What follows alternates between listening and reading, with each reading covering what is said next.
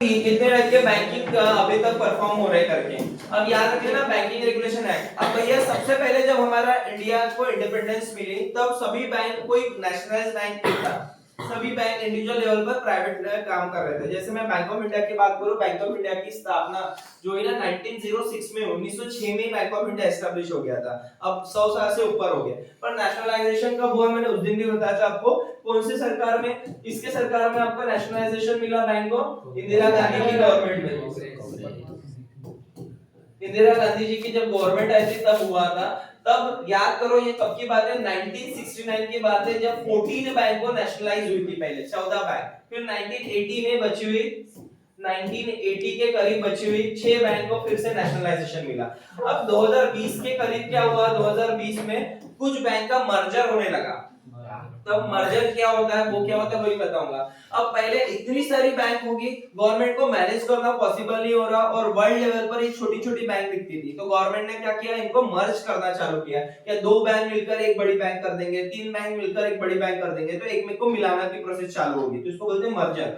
तो 2022 से मर्जर की प्रोसेस चालू हुई। आपने देखा होगा पहले आंध्रा बैंक सेपरेट होती थी, याद है ना, आंध्रा बैंक सेपरेट होती थी, ये सब बैंक वो अभी यूनियन बैंक में आ गई। स्टेट बैंक के अलग अलग बैंक थे, स्टेट बैंक में आ गए। वैसे ही पंजाब नेशनल बैंक में और 2-3 बैंक मिक्स होगी। तो ये सब बैंक मिक्स होना, एक साथ आना, तो उसको बोलते हैं मर्जर। तो अभी नेशनलाइज्ड बैंक कम हो गया। एट प्रेजेंट मैंने बोला कितने नेशनलाइज्ड बैंक है, 12 नेशनलाइज्ड बैंक है। इसमें गवर्नमेंट का हिस्सा 50% से ज्यादा। यहां तक समझा? हम टाइप्स ऑफ डिपॉजिट देखेंगे, ये पेपर में आता है। पेपर में ये क्वेश्चन आता है, बैंक का डिपॉजिट कैसे मैनेज होता है, टाइप्स ऑफ डिपॉजिट। क्या पॉज कर दो और तुम दोनों बाहर। अभी हमारा है टॉपिक है भैया, हमने बैंक्स कवर कर लिया, रिजर्व बैंक कर लिया। बैंक्स में डिपॉजिट्स हम जो डालते हैं, बैंक में डिपॉजिट जो जमा करते हैं उसके क्या टाइप्स है, डिपॉजिट क्या होता है वो भी हम देख लेंगे।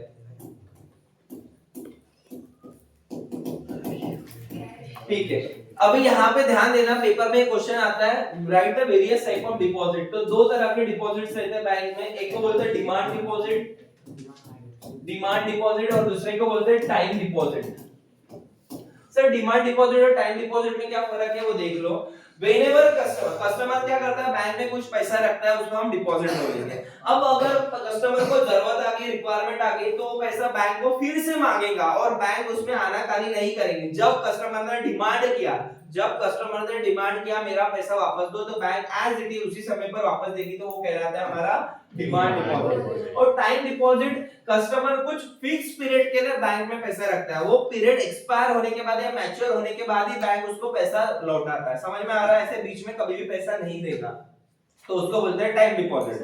अगर सुन लो वो सब चीजें हम देखने वाले हैं। पहले डिमांड डिपॉजिट के टाइप्स देख लो। इसमें 2 तरह के डिपॉजिट आते हैं, आपको डिपॉजिट यानी अकाउंट बोलेंगे। तो इसमें थोड़ा ध्यान दो, इसमें आता है आपका सेविंग बैंक अकाउंट और दूसरा आता है करंट अकाउंट। ये आपने कहीं ना कहीं नाम सुने होंगे और आपको अभी इससे यूज्ड टू होना जरूरी है। आपके एज में आपको पता होना जरूरी है कि ये होता क्या है। आप अभी बैंक से आपका लेन देन चालू होगा। और टाइम डिपॉजिट में आते हैं आपका फिक्स्ड डिपॉजिट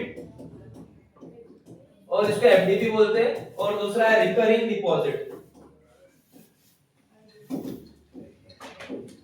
इसको हम आरडी भी बोलते हैं। सर हम इन चारों को एक एक डिटेल में समझेंगे। डिमांड डिपॉजिट, टाइम डिपॉजिट समझे आपको। डिमांड यानी जब भी आप बैंक के पास डिमांड करोगे, तो हम देखने वाले थे टाइम डिपॉजिट है डिमांड डिपॉजिट। मैं 10 बार बोल रहा हूं, इसको ध्यान से सुनना, पेपर में आता है demand deposit. Whenever customer demanded return के लिए डिमांड करेगा तब बैंक उसको दे देगा, ठीक है। टाइम डिपॉजिट कुछ फिक्स पीरियड के लिए रखना पड़ता है, यानी फिक्स पीरियड रहता है यहाँ पे बैंक में, वो पीरियड के लिए रखना पड़ता है। वो फिक्स पीरियड पे मैच्योरिटी होने के बाद आपको पैसा मिल जाएगा। यहाँ पे व्हेन एज डिमांड, जब भी डिमांड आएगी कस्टमर के तरफ से, वो पैसा उसको रिटर्न करना पड़ेगा।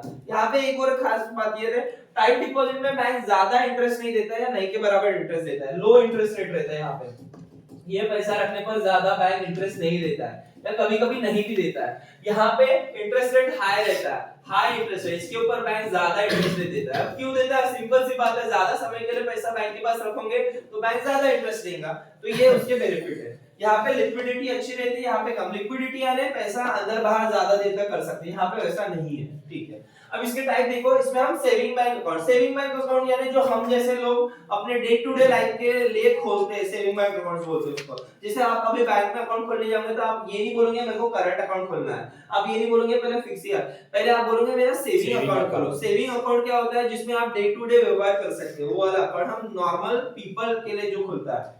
इसमें रेट ऑफ इंटरेस्ट करीब करीब 2.5 से 4% के करीब मिलता है, रेट ऑफ इंटरेस्ट इतना मिलता है, और यहाँ पे हम डे टू डे ट्रांजैक्शन कर सकते हैं,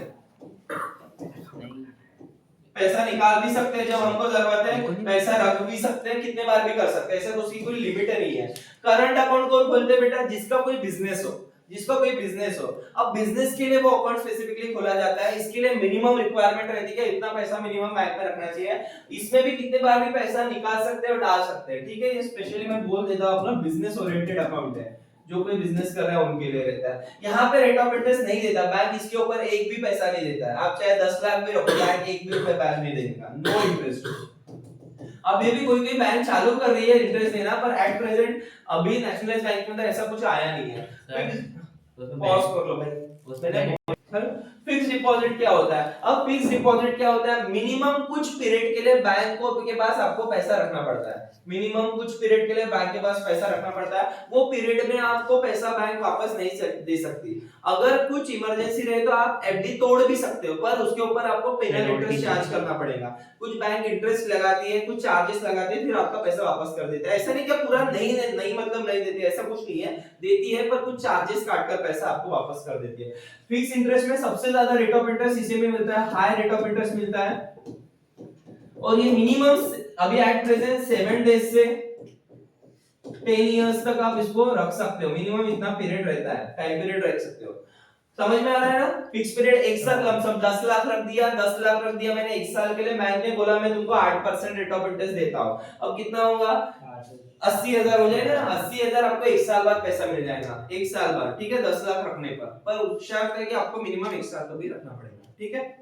नहीं, अब होता है रिकरिंग डिपॉजिट, इसको आरडी भी बोलते हैं। आरडी क्या होता है, मंथली हम कुछ पैसा बैंक में डिपॉजिट करेंगे, मंथली पैसा हम कुछ डिपॉजिट करेंगे, और एक साल बाद या जो भी आपका पीरियड एक्सपायर होने के बाद आपको पूरा क्या पैसा, वो पैसा प्रिंसिपल जितना आपने जमा किया और उसके ऊपर इंटरेस्ट, ये सब मिलाकर आपको मिल जाएगा मैच्योरिटी पर। समझ में आ रहा है, ये होता है। जैसे मैं महीने की आरडी ला रहा हूं, मैं समझ रहा हूं मैं महीने की 10,000 की आरडी ला रहा हूं, मैं हर महीने बैंक में 10,000 12 महीने के लिए डिपॉजिट कर रहा हूं, एक साल बाद मेरा प्रिंसिपल हो जाएगा 1,20,000, और 1,20,000 पर मेरे को 8% जो ब्याज मिलेगा, जैसे 12 का 8% कितना होता है 9,600 ना, तो 9,000 से करीब 10,000 मेरे को ब्याज मिलेगा, तो बैंक मेरे को एक साल बाद कितना पैसा देगी 1,20,000 प्लस 10,000 का ब्याज 1,30,000 देंगे, वो भी अच्छी स्कीम है, इसके आपकी बचत भी हो जाती है और बैंक ये भी देती है, ये भी पर फिक्स पीरियड के लिए रहता है, उतना देर आपको रखना ही पड़ता है। ये होता है बैंक के टाइप्स ऑफ डिपॉजिट। कि कुछ भी दिक्कत रहेगी तो आप मेरे को बाद में पूछ सकते हैं क्लास के बाद क्या सीन है। सर हमने डिपॉजिट पढ़ लिया, तो डिपॉजिट के साथ एक तरह से बता देता हूँ, ये जो इंटरेस्ट मिलता है ना बैंक, इसमें जो इंटरेस्ट देती है वो इंटरेस्ट एक सर्टेन लिमिट से ज्यादा हो गया तो बैंक इसके ऊपर टैक्स भी चार्ज करती है, टैक्स भी चार्ज करती है, क्योंकि इंटरेस्ट एक प्रकार से हमारी इनकम है, और जब भी आपको इनकम होगी, चाहे वो सैलरीड इनकम हो, इंटरेस्ट इनकम हो, रेंट इनकम हो, एक सर्टेन लिमिट गवर्नमेंट का क्राइटेरिया रहता है, उसके ऊपर वो इनकम चलेगी तो वो टैक्सेबल इनकम में आ जाती है, ठीक है। तो एट प्रेजेंट जहां तक नॉलेज है, इंटरेस्ट ऑन टीडीएस उसको टैक्स डिडक्टेड ऐसा बोलते हैं, 40,000 के ऊपर इंटरेस्ट चला गया तो कटती है। ये आपका टेक्निकल पार्ट है, इसमें ध्यान नहीं दिया तो भी चलेगा। यहाँ पे हमने डिपॉजिट कंप्लीट कर लिया, अब बैंक के क्रेडिट में आते हैं, लोन सिस्टम कैसा रहता है उसमें हम ध्यान देंगे। बैंक दो तरह से क्रेडिट देती है आपको, अब मैं थोड़ा डिटेल में बताने वाला हूँ, ये हमको ज्यादा पढ़ना है, फंड बेस्ड क्रेडिट और एक रहता है नॉन फंड बेस्ड क्रेडिट। अब नॉन फंड बेस्ड आपको नहीं, आपके सिलेबस का हिस्सा नहीं है, मैं आपको बेसिक बता देता हूँ। इसमें आता है आपका letter of credit and bank guarantee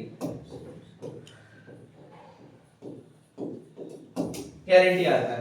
अब भैया ये दो चीजें आती है, ये आपके सिलेबस का हिस्सा नहीं है, मैं आपको बता देता हूँ फंड बेस्ड और नॉन फंड बेस्ड क्रेडिट क्या होता है। अगर बैंक पैसों से लोन दे रही है, पैसों के बेस पर लोन दे रही है। यानी आपको गाड़ी खरीदनी है, घर खरीदना है, पर्सनल लोन चाहिए तो आप डायरेक्ट बैंक आपको पैसे देगी।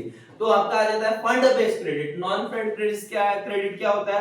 अगर बैंक आपके बिहाफ में गारंटी दे रही है, जैसे आप एक बिजनेसमैन हो, ए एक बिजनेसमैन है, बी एक बिजनेसमैन, ए ने बी से कुछ काम करने के लिए क्या लिया? पैसे लिया, ठीक है। तो बैंक बी के बाद बी क्या बोल रहा है? मेरे पास अभी पैसे नहीं हो, बैंक के पास जाएगा, बैंक को बोलेगा भाई आप मेरे बिहाफ पर गारंटी दे दो। गारंटी यानी क्या? अगर इसने काम खत्म किया तो आप बैंक उसको पैसे देगी, नहीं खत्म किया तो बैंक उसको पैसे दे देगी। यानी थर्ड पार्टी का रोल आ जाता है। रोल किसका था? ए और बी का था, पर बैंक ने उस बेस पर गारंटी दी है, तो वो भी एक प्रकार से लोन काउंट किया जाता है, पर ये आपके सिलेबस में नहीं है। तो आपके सिलेबस में फंड बेस्ड क्रेडिट है। तो फंड बेस्ड क्रेडिट के भी 3 टाइप आते हैं। इसको बोलते हैं short term credit, medium term credit, long term credit. इसको टर्म लोन भी कहा जाता है।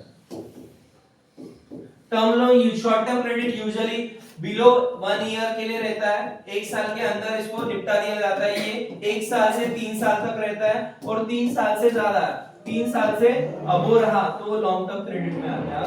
बैंक 1 साल के लिए दे देंगी तो शॉर्ट टर्म में आ जाएगा। 1 साल के लिए बैंक लोन देंगी तो 1 साल के लिए आ देंगे तो शॉर्ट टर्म क्रेडिट में आ जाएगा।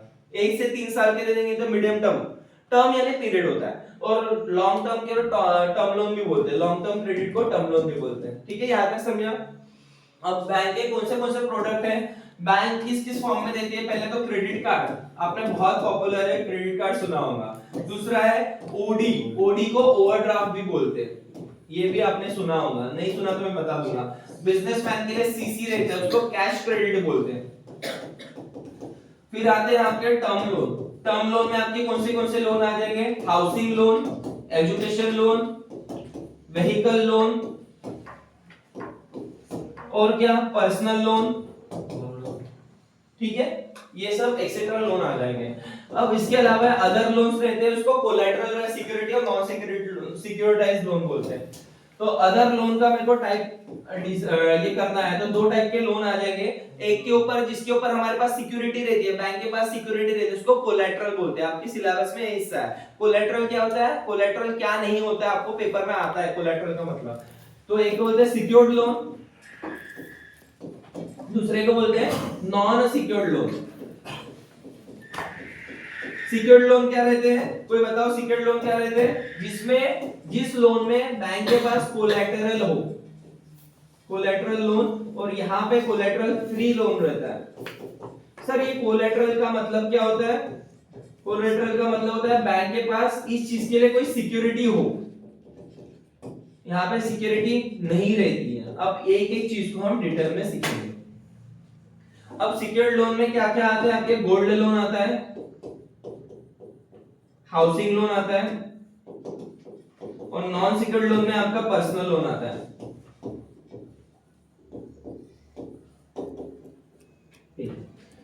अब एक एक चीज हम देखेंगे, इतने सारे चीजें हमें पढ़ना है। क्रेडिट यानी बैंक किस तरह से लोन देता है, याद रख लेना। बैंक 2 तरह से लोन देता है। एक फंड बेस रहता है, जहां पे डायरेक्ट मनी आपके अकाउंट में क्रेडिट होगा, पैसा यानी मनी आपके अकाउंट में क्रेडिट होगा। लोन आपको चाहिए, मेरे पास, मैं एक बैंकर हूं, आप मेरे पास है, सर मेरे को इस पर्पस के लिए लोन चाहिए, तो मैं डायरेक्ट आपके अकाउंट में वो पैसा क्रेडिट कर दूंगा, तो फंड में से। या आपके पैसे अकाउंट में ना हो तो फिर डीलर के अकाउंट में, या फिर जिससे आप कुछ चीज खरीद रहे हो डीलर के अकाउंट में क्रेडिट होगा, ठीक है। जैसे मेरे को घर खरीदना है तो बैंक डायरेक्टली मुझे पैसे नहीं देंगे घर खरीदने के लिए, मैं जिससे घर खरीद रहा हूं उसके अकाउंट में पैसा डालेंगे, ठीक है। वो भी एक चीज हो सकती है। तो ये फंड बेस में आता है। नॉन फंड बेस में मैं 10 बार बताया, अभी 2 बार बताया, गारंटी देती है बैंक बिहाफ में। जैसे मेरे को फॉरेन से कुछ चीज खरीदनी है, फॉरेन का